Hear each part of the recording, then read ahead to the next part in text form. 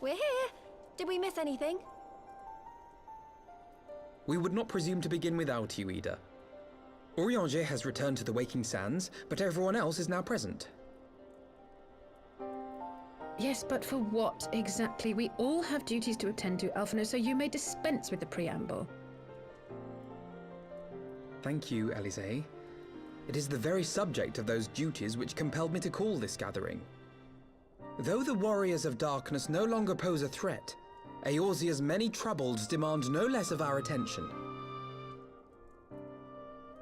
And while I stand by the decision to approach each task as we see fit, I fear our effectiveness will ultimately be diminished should we continue to act in ignorance of each other's efforts. Thus, I propose we elect a successor to Minfilia. Not to serve as a fully fledged antecedent, perhaps, but as a coordinator of operations. Is that all? Oh, then the decision seems clear. No one else has shown any enthusiasm for the role, and judging by your performance at our previous meeting, you would seem the perfect candidate. You always did have a flair for politics.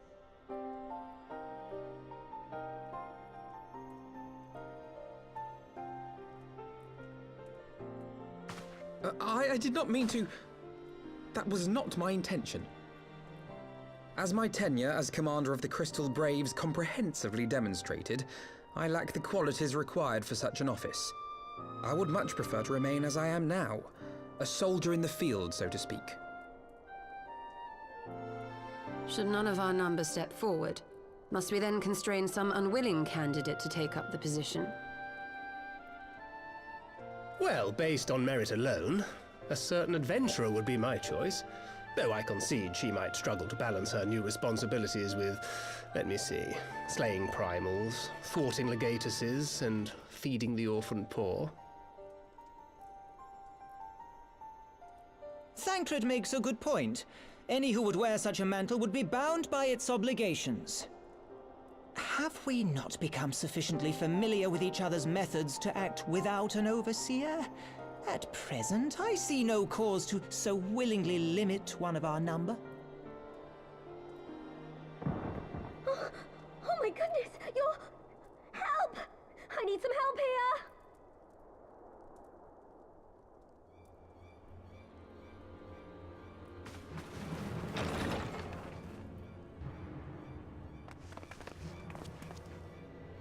Tataru, are you all right? Me? I'm fine. It's this poor girl who just staggered in and collapsed on the floor that I'm worried about. Narco! God, how did... Yashola! Please, you have to help her!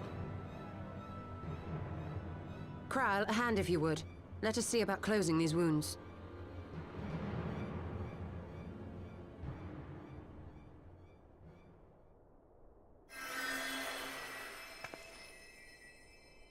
Now, we've staunched the bleeding, but it may be a while before you can move about again.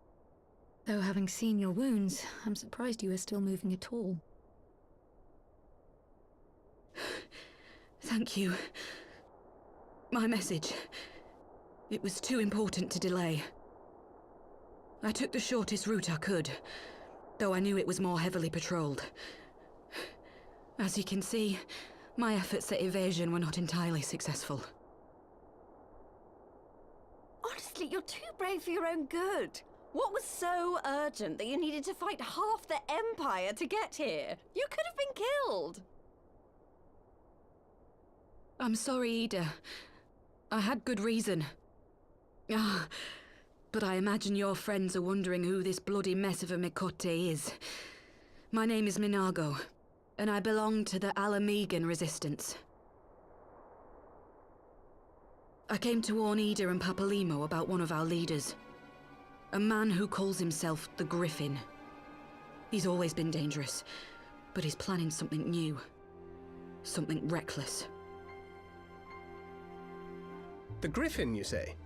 I've heard the name. Rumor has it your man is eager to test his claws. Aye, and on no easy target. He means to assault Belsar's wall from the Alamegan side. But what does the Griffin possibly hope to gain from such an attack? From what I understand, he wants the fires of war to spread to Eorzea. And for that, he needs to control the border with Gridania. So, he means to spark a conflict between the Alliance and the Imperial forces stationed in Alamigo, to have Eorzea's armies aid in the liberation effort, whether they will it or no. His plan is flawed. Even should the Resistance succeed in occupying the wall, they would not be able to hold it. Imperial reinforcements would drive them out within a week. Be that as it may, if there is even a chance that this scheme could bring about an escalation in hostilities between Eorzea and the Empire, the Alliance must be informed. Agreed. I shall depart for Limsa forthwith and seek an audience with the Admiral. Thancred, Uldar is yours. Alphino and Alize, make haste to the Twelveswood and notify the Elder Seedseer of the danger to Gridania.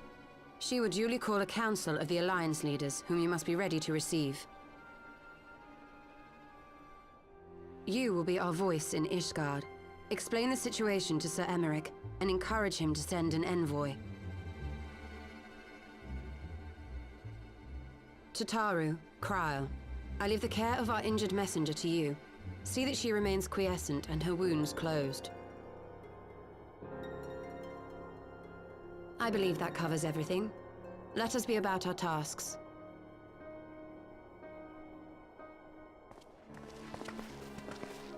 I suspect the ill tidings from Girabania will be held as a turning point. The beginning to a bloody end. The business of war was ever conducted with the coin of self-sacrifice.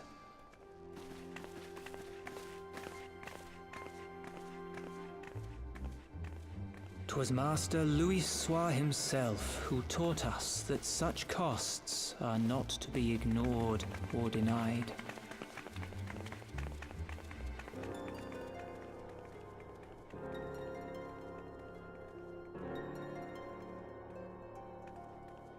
And so, I shall embrace them. When the time comes, I will make my choice, as you will yours.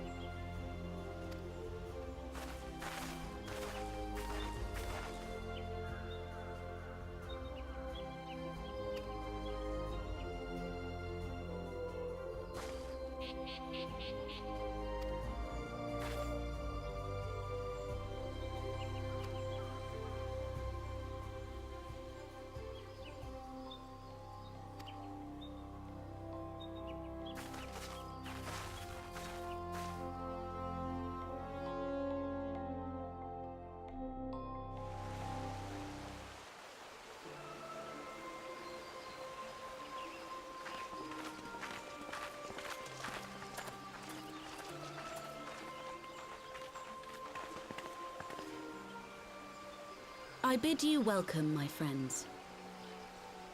As you will by now be aware, the Scions of the Seventh Dawn have come into possession of certain intelligence concerning recent developments in the region of Gyr Abania.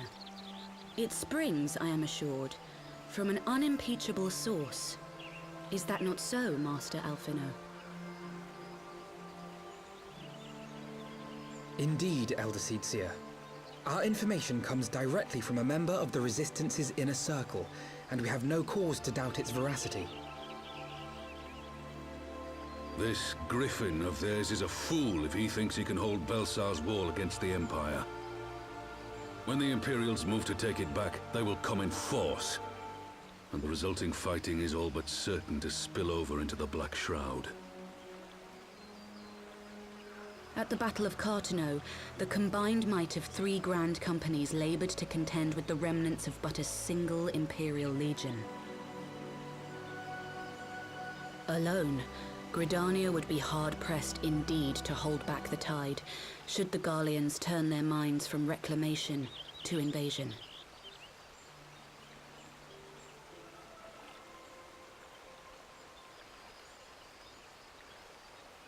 May I once more convey my nation's deepest regrets for our inaction in the days prior to the calamity. 'Tis a stain upon our ledger that I would fain remove.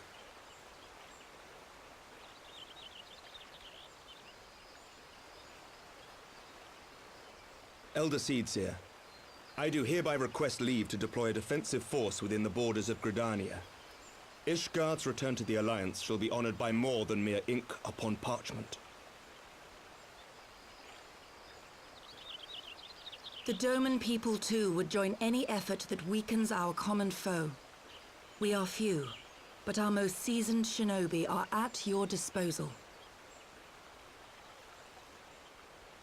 On behalf of my people, I offer you my humble thanks. Gridania welcomes your assistance. It is time we set our contingency plans in motion.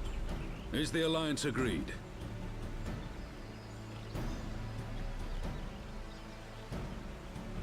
Then let us make ready for war. Victory favors the swift. There is much to be done.